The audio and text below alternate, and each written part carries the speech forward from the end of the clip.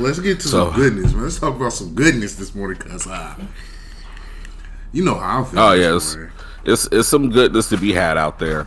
Starting off, we're going to talk about what everybody is talking about right now because we got to talk about it because everyone's talking about it right now, and that is Elden Ring. Ring of Elden. Yeah. So starting out here, we're looking at OpenCritic that's sitting at 96 right now, and Metacritic, which is sitting at a 97, as far as critic reviews go, respectively. Mm-hmm. Perry, I would assume you're about 8 hours, maybe at this point. No, I'm 12 hours in. 12 hours in. All right. So at 12 hours in thus far, do you agree with the fact that this game is above the highest critic rated games of all time? As of right now, man, just where I'm at, my first impression, absolutely, like 100%. Just like this game, bro, is amazing. Like how open it is and how accepting it is, dude. This game feels good, and the scores are warranted, man. These scores are, they're earned. These scores are actually earned on the level of love, the level of put in respect that this game brings, for sure. And it put a lot of things in perspectives from other people's views, and we'll get into that later within this show. How the difficulty level is understood, but on how to grow and be, in a sense, okay with playing with this type of difficulty matters. So, and it's easy to get past that. So, I love this game, man, and this is my most anticipated game of this year. Excited. I'm well aware. You've been screaming about this game for like 30 years now, it feels like. So I'm happy. I'm happy that it's here. I'm happy that you got it, and I'm happy that it's well received. Oh man, it was, as soon as it was announced, dude, I was like, oh, I cannot wait. Yeah. So with that, I have also been playing some Elden Ring. And it's been an experience, and I know my experience is going to be wildly different from Nick's. Now, full disclosure here, I wouldn't say that I am a Souls fan, but I do enjoy them. I've played really all of them except for Dark Souls 1 through 3. So I've played a lot of the Souls likes, even when you're talking about the Star Wars. What was that? Star Wars: The Fallen Order. I've knocked out that entire game, and then with that as well, I've played maybe about half of Demon Souls. I've played a fair share of Sekiro as well, and that's Demon Souls the remake. Just to be out there. And I enjoy these games, but as a person who has kids, it is sometimes hard to commit to a game that does not have a full feature pause button. And for that reason, I do usually limit the time that I invest into these games. But Elden Ring is good. Like it's really, really good. For me, like one of the first things that stands out, and it's super cliche to say this because it is, but that Breath of the Wild moment you have, because you hear that the game is open world, it's open world, blah blah blah, but until you've actually played the game, like if you've played any Souls game where they more or less kind of put you in a sandbox, you figure out that particular area, you go on to the next one, corridor crawl, people around the corners, blah blah blah.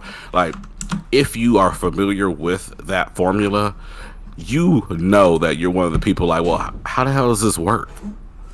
So once you step out of the tutorial area, you open up the door to that first church and you step onto the first step is the name of the area, and you see the world.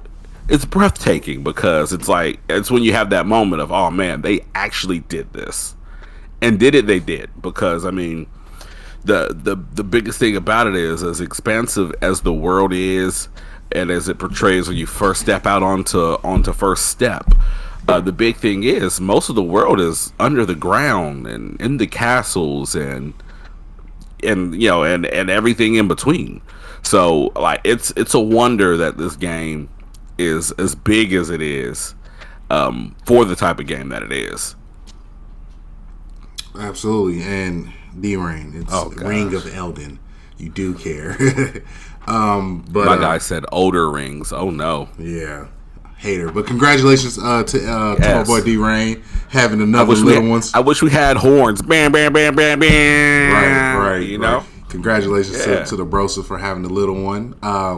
But G's absolutely right. So for me, like you said, as soon as you get past what little tutorial that is there, you're pushed right into this massive world, and it's literally wide open. You can go in any direction that you want, Yeah. and explore this world. And there's like hell of like there's hidden dungeons, there's castles, there's different worlds you can be teleported to, and it's really wide open. And then when you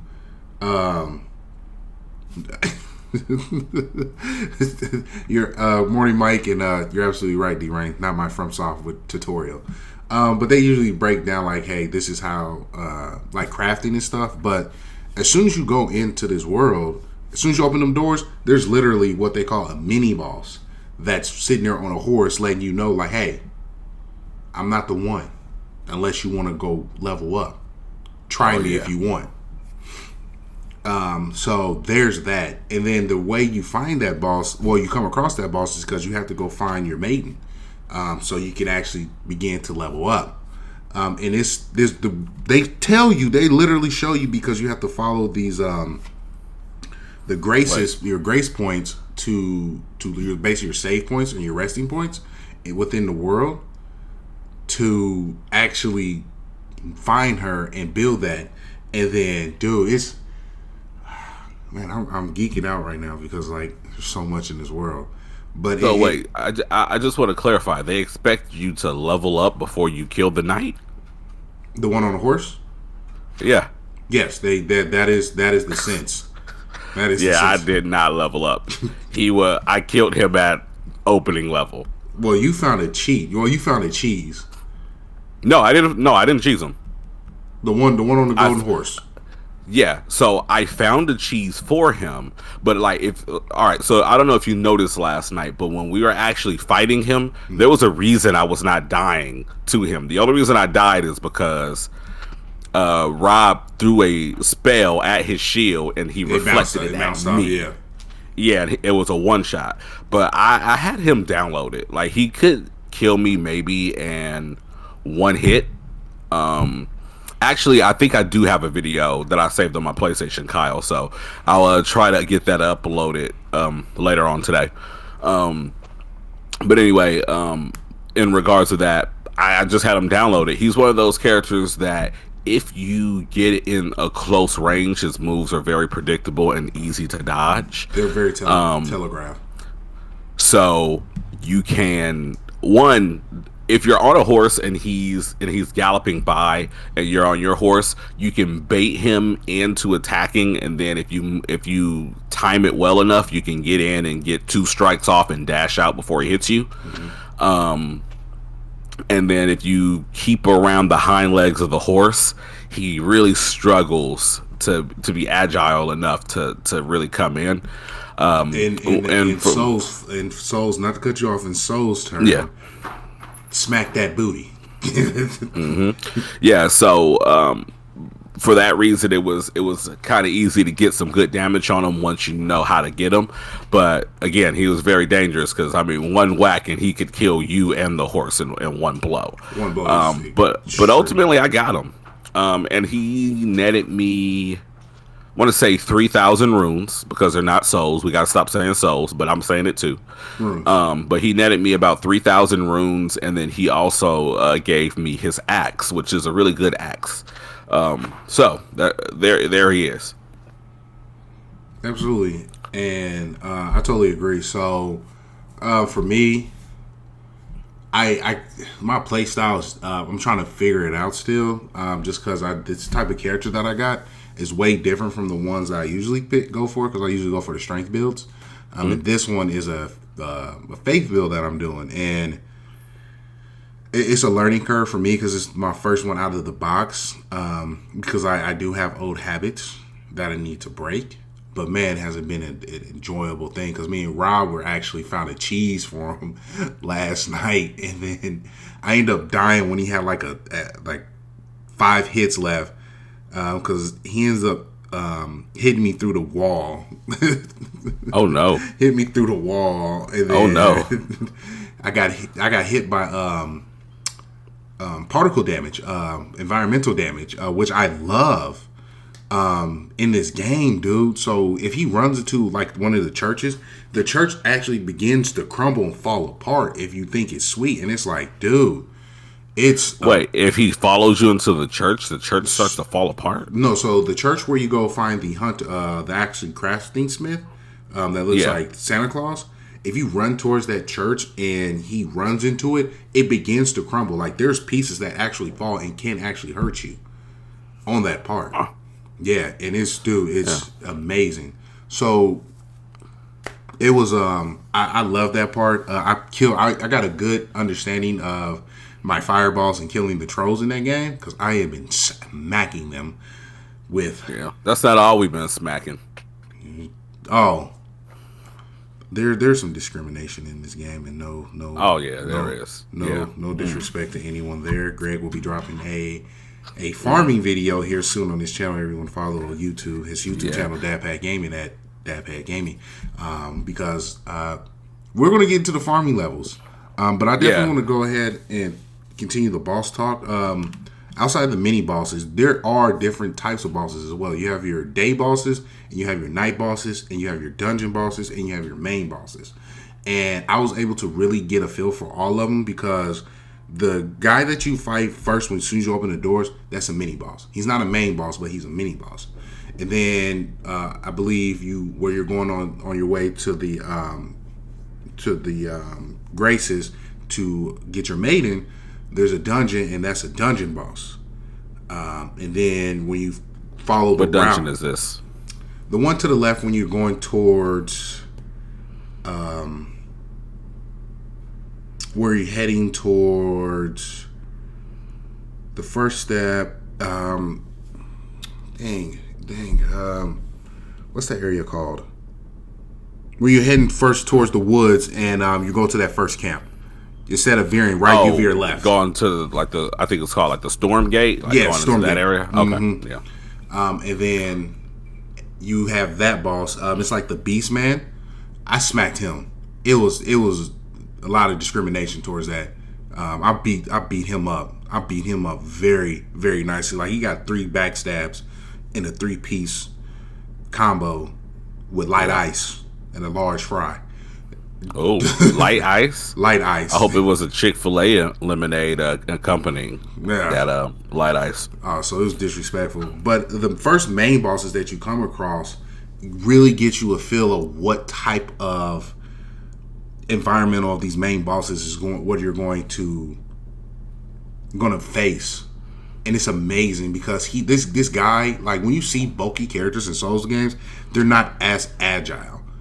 And if they are as agile, you're not as agile. And this fight really is a good stepping stone. I'm like, hey, Al, you need to start learning these characters, learning their move sets, and getting comfortable with what they're bringing to the table. And dude, it's amazing. Hold on, we got Blerd Proof Gaming. Appreciate you sliding through. He was saying how surprised how powerful your characters start off with. You know, I'll speak to that, and what I'll say is like, yeah, they do start off a little bit, but it also depends on what class you went with. That I'm not sure of. If you'd like to share that with us, it'd be appreciated. But the thing is, the stronger the character starts off is great, but at the same time, you get into the rune crisis really fast, where you just can't level up fast enough. Because like at this point, I'm at a point where I'm at like 9,000 runes to level up once already, and like yesterday was launch day. And of course, there's some reasons behind that, but still, the farming method that we found in any other Souls game would utterly break the game, and we would already be god tier.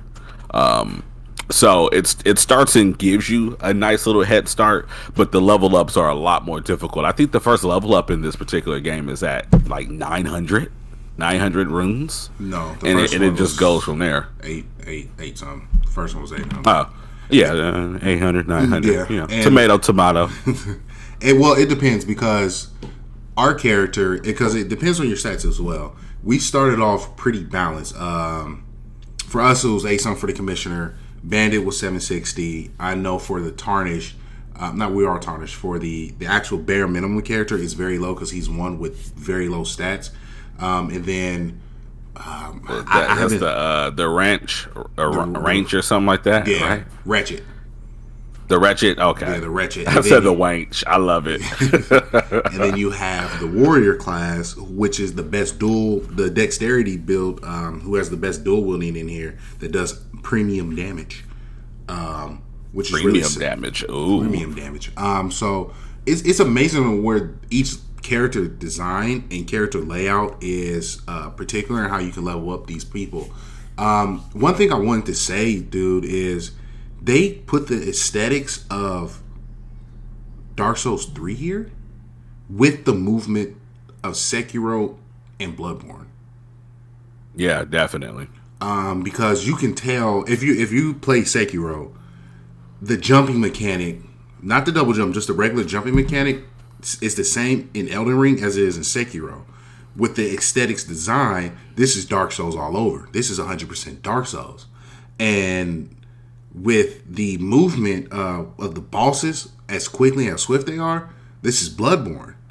They incorporated something all into one of some of their best qualities of the games of past, all into one, which is phenomenal, which I love, which is so delicious.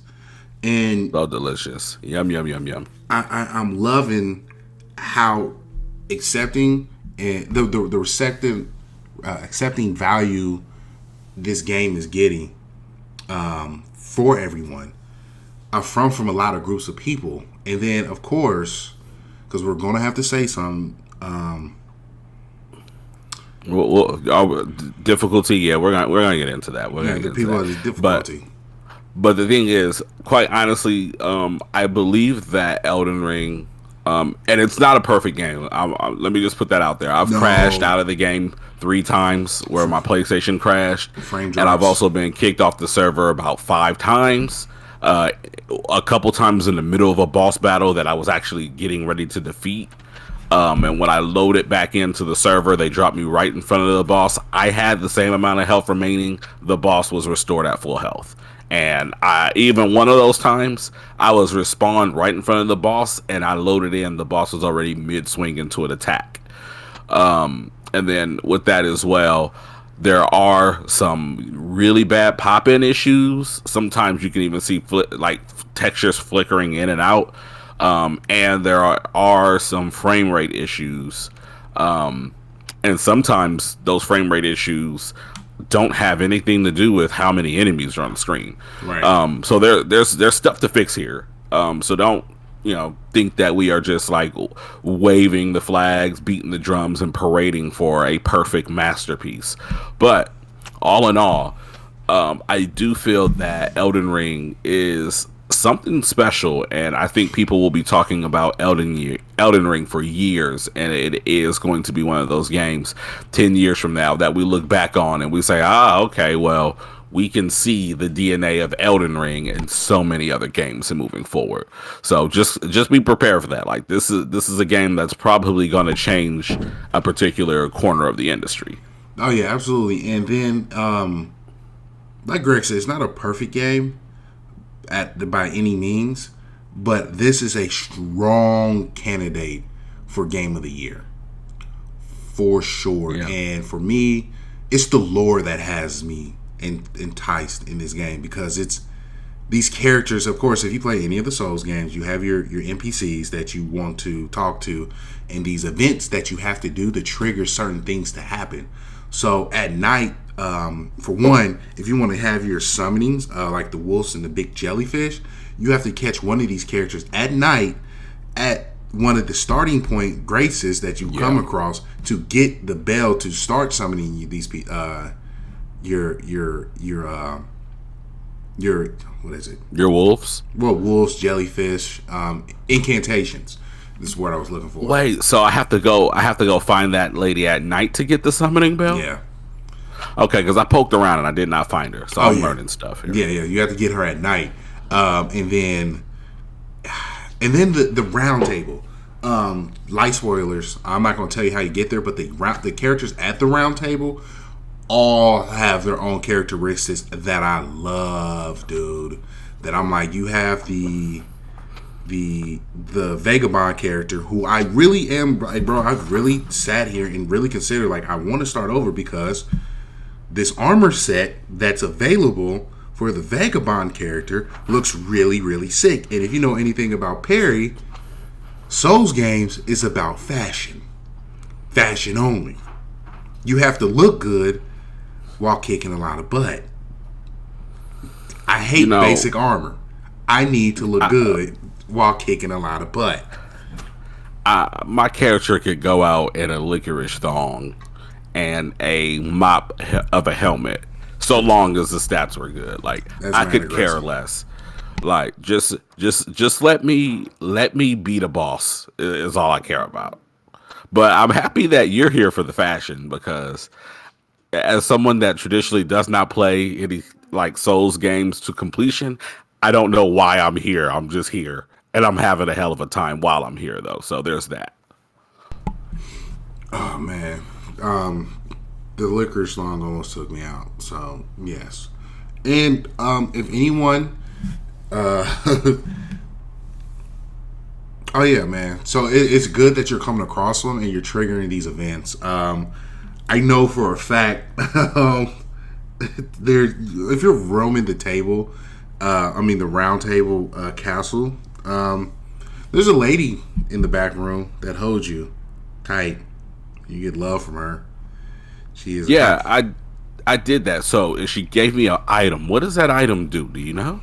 It is it looks like a shield. It gives you, I know what you're talking about. It says something like it increases your poise. Yeah, your poise points. So, dang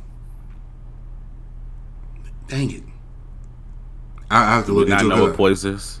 It's like, poise is like your endurance or something when you get hit, but I'm not totally for sure because I haven't used it. I haven't had any reason to use it. Yeah, like I used one and it was gone in like 20 seconds. I didn't know what it was. I just knew she gave it to me, and I'm like, maybe this will help. I'll pop it on my way to beat this boss. And then I popped it, made my way to the boss, and then it expired by the time I actually got to the boss. Yeah, Blerd approval said it makes you flinch less when attacking people, which I get. Okay, yeah, that's useful, because some of these bosses will stun lock you to hell, and once that happens, it's over. Combo central, dude, and so it's something. But gee, I got a question for you. I got an answer for you. You've been invested into this game a lot more. And one of your biggest statements in Souls games is, I put in all these works without feeling any type of reward, like I haven't gone anywhere. How do you feel right now about that? So honestly, to a certain extent, I still feel that way. Because, so this is the thing. Yesterday, when I first played the game, I woke up early in the morning. I put my Horizon duties to the side for a minute, which I'm having a wonderful time with. Adore the game. To play some Elden Ring. Woke up, got the kids to school. The babies were sleeping. Pop on Elden Ring. Why? Because it was new and I did not touch it. So here we are. Character creation sucks, by the way. Like, I know usually for black people we get the option of afro and or cornrows. Like, we didn't even get that. Yeah, like, I definitely shout out to Zombie because we had a conversation. I'm like, how the hell does Demon Souls have the best black lineup for hairstyles? and FromSoft did not learn anything from them. Like, yeah, I'm saying it was rough. It was so bad because I know I say this a lot. I usually make women characters in most games. One of the reasons why I make custom characters as women in most games is because a lot of times the hairstyles that are offered to you do not compliment black men in any way. Like, it was legit bald, buzz cut, or I'm rocking like some type of like feminine ponytail, or like a random bob cut, or like a Justin Bieber like swoop over. Like, it was rough. Like, it was really rough. So I just made a woman. Because black women get their weave on, so it's a little more convincing when you see a black woman with random silky Brazilian hair that isn't really theirs, but it's okay. Um, but like, away from the customer customization though, man, and on to the topic, played that first 3 hours and got nothing done. I unlocked the horse and I did nothing else. Like, I was doing stuff, I was killing stuff, but it was all just so fruitless. Um, and I think really, and it kind of, I'm not gonna say it ticked me off because I understand the way that these games work, and they require a certain amount of grind, a certain amount of dedication. And then again, as a father of four with a wife and two dogs and a sister-in-law who lives here as well, it's sometimes hard to dedicate the time to these kind of games. Um, and I acknowledge that Elden Ring is not for me because it is one of those games that if you sit down and you play for an hour, there's a chance that you might not get anything done within that hour, at least not anything meaningful. Right. But It is a time-consuming game. yeah, it is. It was a sense of pride that brought me back in because I'm like, you know what? I ran into two bosses, and both of the bosses completely, totally wrecked me. But it does not have to be that way. So I went in, I died 30 times, I've learned their patterns, and I mean, I grinded it out. I beat the guy, the horse guy that apparently I was supposed to level up for, but I'm a very impatient man. You are. And I beat him at opening level. It took me a while to get him, but once I got him, I had him, and that gave me enough souls to level up. I think like 3 times maybe, which is crazy. But from there, I went and I found the first boss that wrecked my junk, and I learned him. I applied that pressure, and I came out with the second boss. And I learned at that point that, oh, maybe I should have fought this guy first because he gave me significantly lower amounts of runes than the first guy did. Right. But once that happened, it was just on, though. I was just, all right, well, I've got some levels. It's time to go kill stuff. Right. And one thing that you said that stood out, you learn the enemy's layout. You learn the enemy habits. You learn the enemy. You applied what you learned from the enemy and then absolutely became better. Which we can segment into this. And it's a conversation every year. Every year when a Souls game from software drops something, should this game have an easy mode? And in my opinion, no, but this game here secretly already applies an easy mode on how open, how farm areas are available, the utensils of learning these bosses, these smaller bosses, and applying in the right areas to become an overpowered character from beginning and build on top of that. You just have to learn it. Yeah, and I mean, and ultimately the thing is, with this game in particular, it's not that hard. I think it requires some patience and time. Are the two things that you need more than anything. But it goes by the classic rule of Souls-like games. When in doubt, shield is out. Like, if you approach most corners with your shield out, if you approach most enemies with your shield out, and you have a reasonable shield and or endurance stat, it'll give you enough time to take a few blows, understand how the enemy is going to attack, and then ultimately attack them back. Like, there is a parry in this game. I think that the parry within this particular game is not worth it. That's what my mom said. Yeah, like, I think in Demon Souls the parry is a bit more worth it, because a lot of those enemies hit a lot harder, and that parry will a lot of times allow you to break an attack chain and kill them before they break your shield.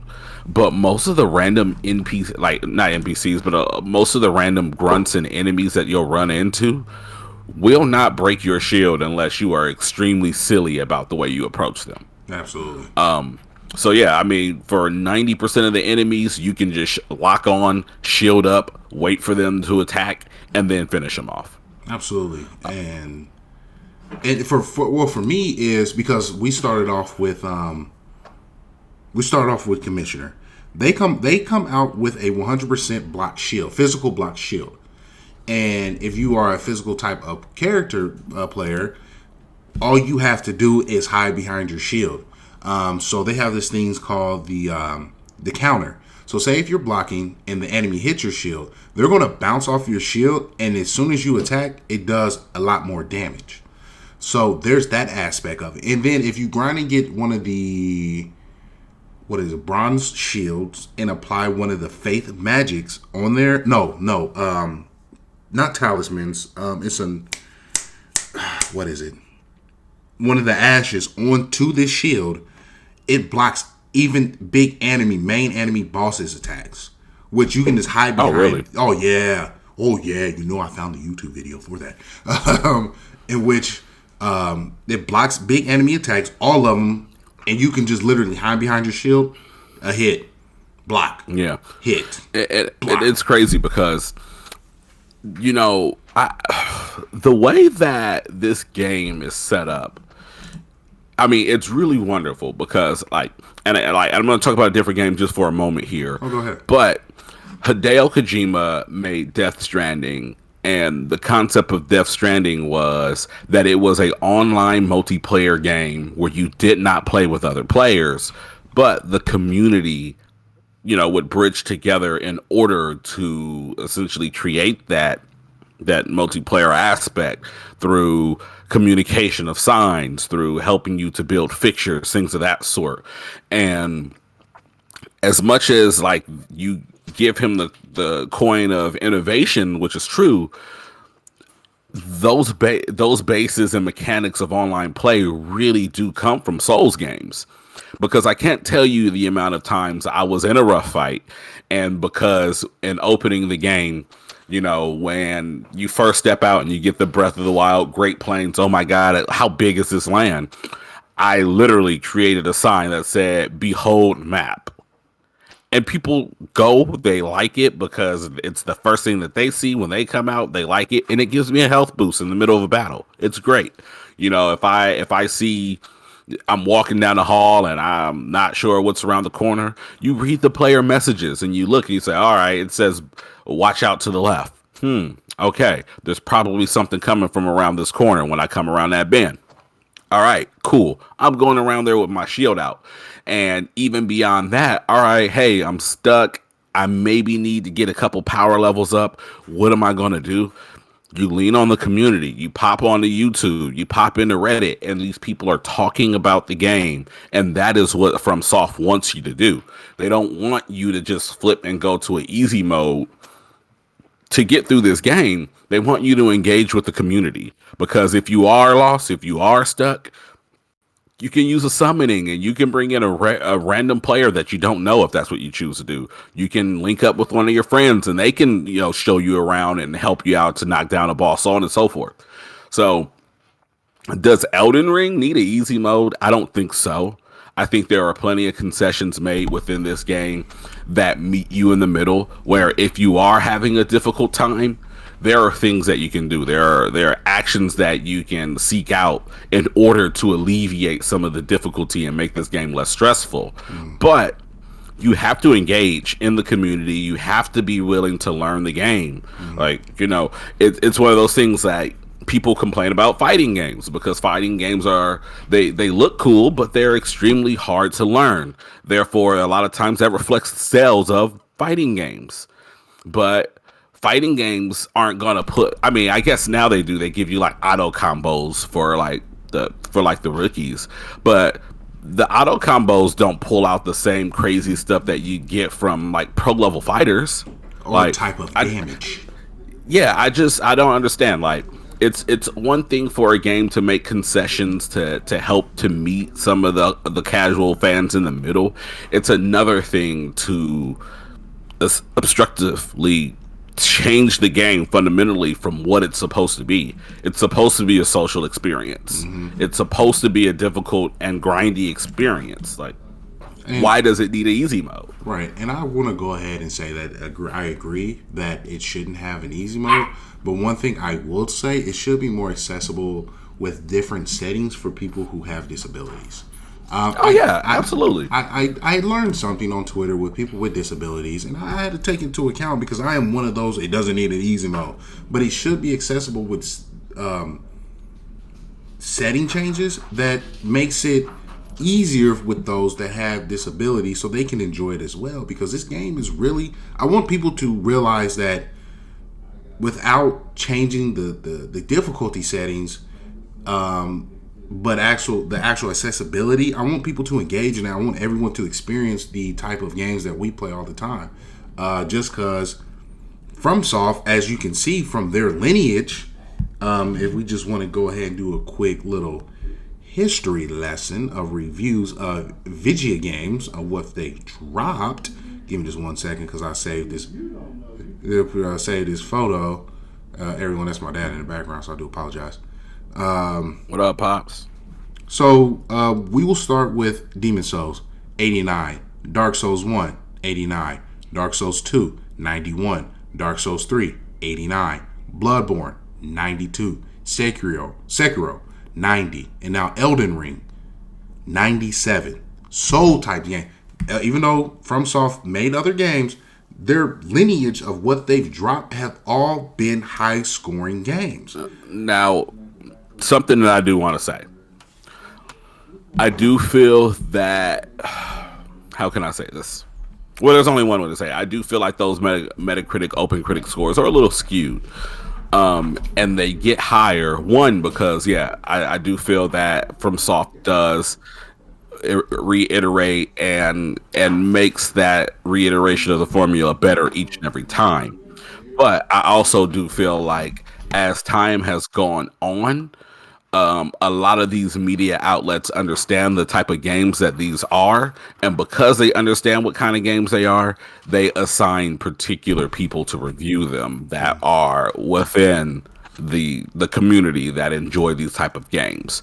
So I do feel that it does have some influence of who the reviewers are and what type of games those reviewers like. But I do also feel that it does truly reflect a improvement in quality over years as well. So, yeah, I mean, like, with that in mind, like, you know, and I say this to all of you, we also want to keep in mind that, you know, these media outlets are not the video game quality Bible. Like, No, you know, if you like a game, you like a game, and that's fine. But, you know, you have to understand that when you review a game, you have to look past the outlet and start to look at who is reviewing the game, the person. If you know that you agree more with, you know, maybe the Tim Gettys or Greg Miller from Kind of Funny, if you feel like you agree more with like your Colin Moriarty, if you feel like you agree more with like your Jonathan Dornbush or Justin Garrity, like, there are different people out here that have different opinions, and you have to understand the reviewer and not the outlet of the reviewer to really get the value out of these games. But all in all, you know, no, this game is, I think it's perfect the way it is. It does not need a difficulty mode. If you talk about accessibility, I do feel like there are some things that can be done. Like, obviously, you know, like, controls are up to the manufacturers to like have controls that will give up more people accessibility to these type of games. Maybe yeah, I'm sure there's probably like a colorblind mode somewhere within here. I did not look through it. But even like if they would incorporate in like like an option to slow the game down. Because I understand that while the attacks are very telegraphed, some people may not still have the reaction time to do it. So maybe if they want to add in like a half speed option where you can play the game and it's a little slower to give some people more time to react to those abilities, I mean, those attacks, that's a way that you can give them more wiggle room without saying, all right, you've got the same boss, but now he has less health and you're doing more damage. So there are ways that you can make this game accessible to more people without necessarily changing what the game is supposed to be.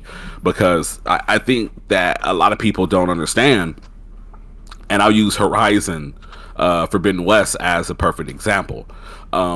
Horizon Forbidden West is a difficult game. It's not difficult by the standards of a Souls game, but it is difficult by the standards of your traditional AAA blockbuster type of game.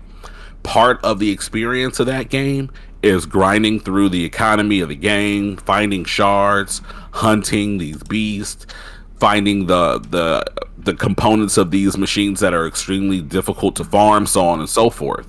And part of that experience is hiding in the bushes, fearing the creatures that you're going against, researching them, understanding how to take them down, and strategically and methodically picking your enemies apart.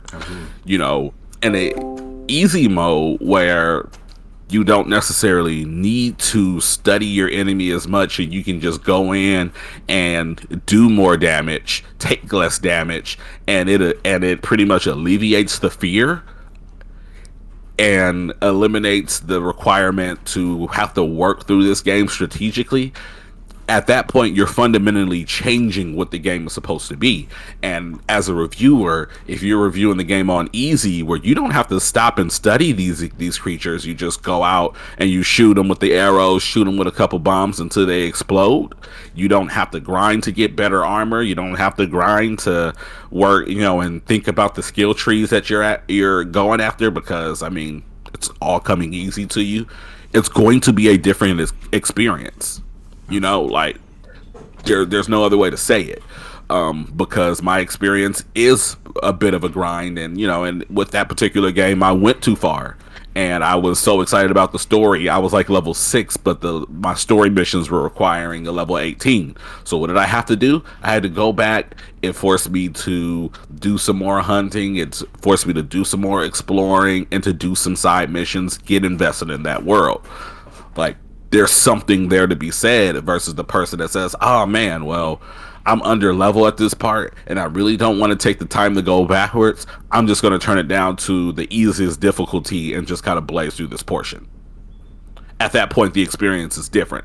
Like, I don't know, who's with me or who's against me when it comes to this, but it's the facts of the matter. The way and the difficulty you play a game at reflects the experience that you get from said game. So I stand by all of the From Software games that decide not to put a difficulty level in their games, and again, they put it out there to you. You play it or you won't, and if you play it and you have a difficult time, you engage the community. Absolutely, and I totally agree. It's not that hard. It's not that hard. So, in my sense, man, it's very hard to give game 10s because of the faults of mechanical faults. For me, I'm going to go ahead and give Elden Ring a 9 out of 10. Once the updates come out and I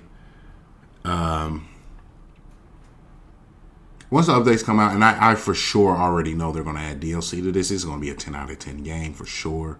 But the frame drops did play. I actually felt that yesterday while we was grinding. Yeah, they get rough. Beating up on midgets. I thought I defeated a midget, gave him the combo of combos, and then he didn't fall. He actually was still there. And I'm like, man, that frame did drop, and he did come back. I'm like, wow, that's wild. So let me ask you this: what mode are you playing on? Are you playing on resolution, or are you playing on performance? Performance.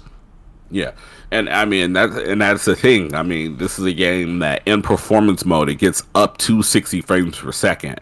But from what I'm seeing, a lot of people are reporting that even in resolution. I mean, in performance mode, it is consistently around like 45, 50 frames. Hmm. So I mean, it is rough there, and I think that to give it the 9 out of 10 is fair, because I mean, there's really no way to say it.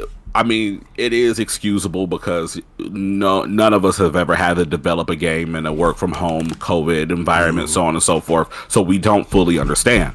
But to get where they did from that aspect with this game, yeah, it is. Oh my goodness, it is. It is. Yeah, but at the same time, I wouldn't like seeing what we got now, and I'm enjoying the game.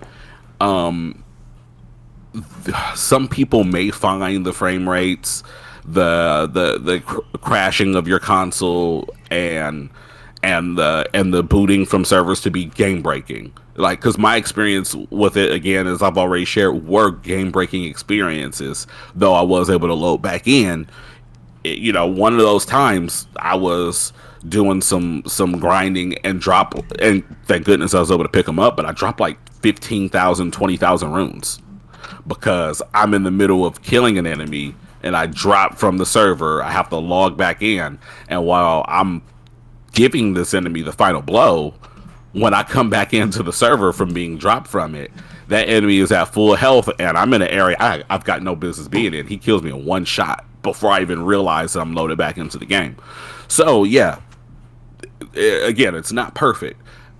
My thing is, from what we have, I am happy with it, but I'm also curious if they would have given this game maybe a month, maybe a month delay.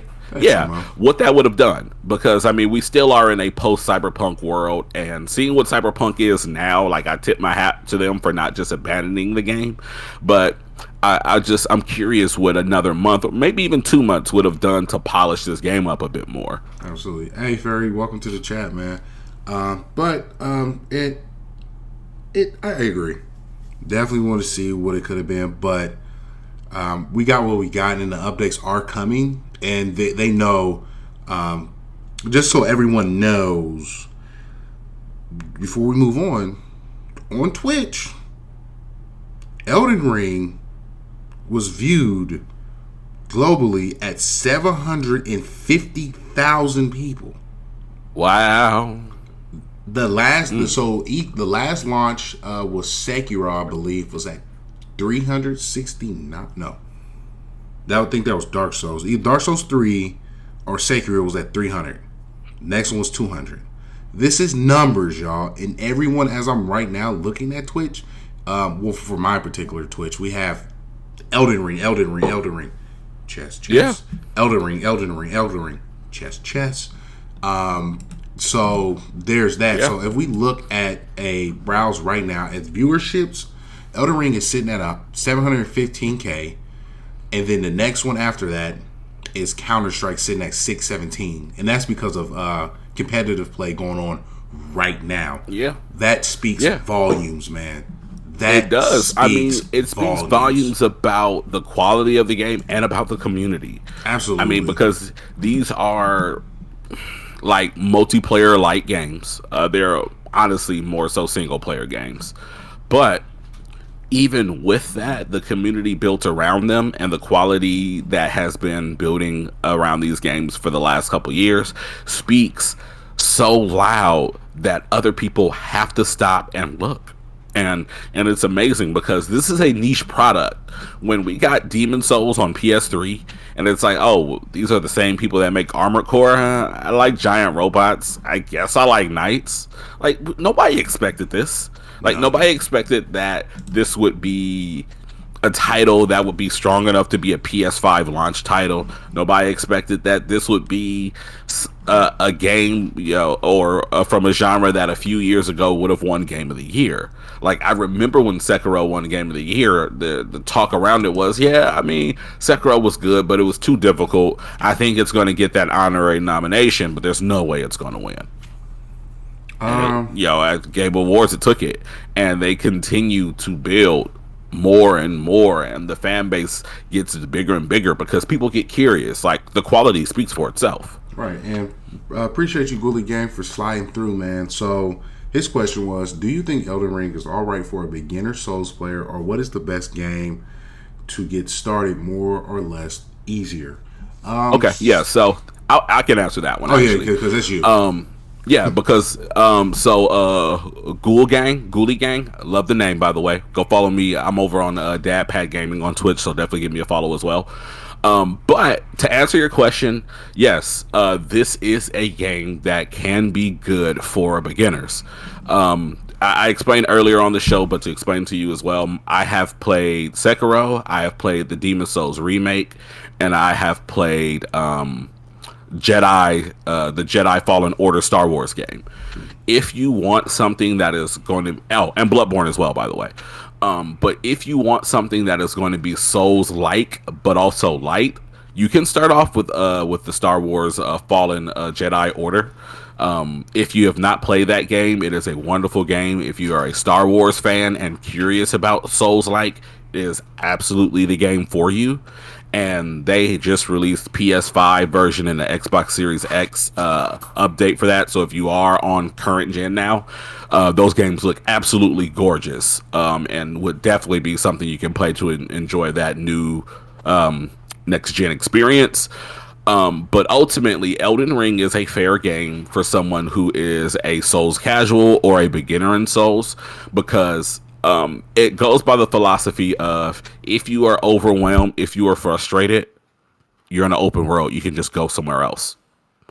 And because of that, like, so long as you don't let your pride get in the way of what you have going on in the game, I will say that the opening hours of the game are an uphill battle. But if you work through that, and get to a point where you are comfortable at least navigating through and handling some of like the basic enemies, you will be rewarded by a game that is not afraid to challenge you, that is not afraid to troll you at times. Because oh my goodness, I've had some experiences. But like, all in all, it's a really good game. And the only thing, and I said this earlier in the show, it if so long as you have the patience and the time, the community will support you on your way through this game.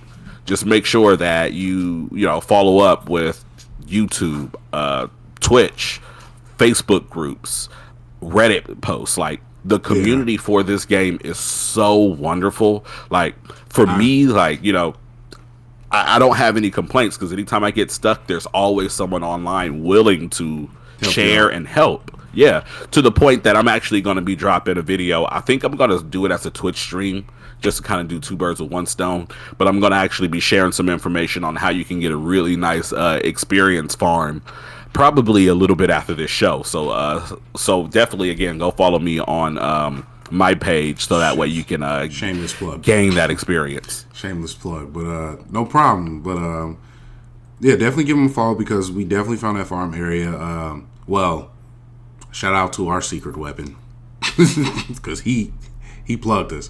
But yeah, Ghoulie Gang, appreciate you coming through, man. Appreciate the love. Don't forget, also give me a follow. Getting close to 50.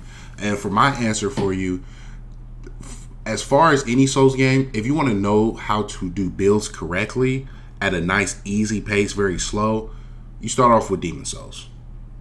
If you have PS5, the remake, get that. Very easy to get an understanding of what type of builds you want to do. They got magic, they got the strength builds, they have the dex builds and faith builds. It's very easy to understand those. It's very easy to build that up and go from there. Once you do that, then you want to go ahead and get the mechanics of how to feel, because Demon Souls is very slow in the sense of where we're at now. I'll say try out Bloodborne or Dark Souls 3. Give that a couple hours. Like Sekiro is similar in terms of like gameplay in a sense, but as far as like RPG mechanics, like Sekiro does not there's none provide the same amount of like customization that you get from Souls. So while it is a game that you could try to get a flavor of it, I agree in saying that like Demon Souls or Dark Souls is probably more the speed of what you want to go if you want to get a more one-to-one comparison on what you're getting into. But beginner, Demon Souls, because it's slow. Dark Souls 3. It combines it combines Bloodborne with the speed aspect with the Dark Souls aesthetic. So there's that. But I appreciate you coming through, man. We want to go ahead and transition to the next topics because I can literally go on about this for another 8 hours because I'm going to play for another 8 hours before before I go out tonight. This guy. Oh, dude, I plan on grinding again and focusing on more builds. I think I'm going to start over in some different areas and get my stuff over. So I might start over a different character. But so are you going to just have 2 save files? Is that what you're going for here? Yeah, I'm going to have 2. This one is just my personal speed, and then the next character is going to be a specialty one. I think I'm going to go straight strength and dex for this next one and do max damage with the hands.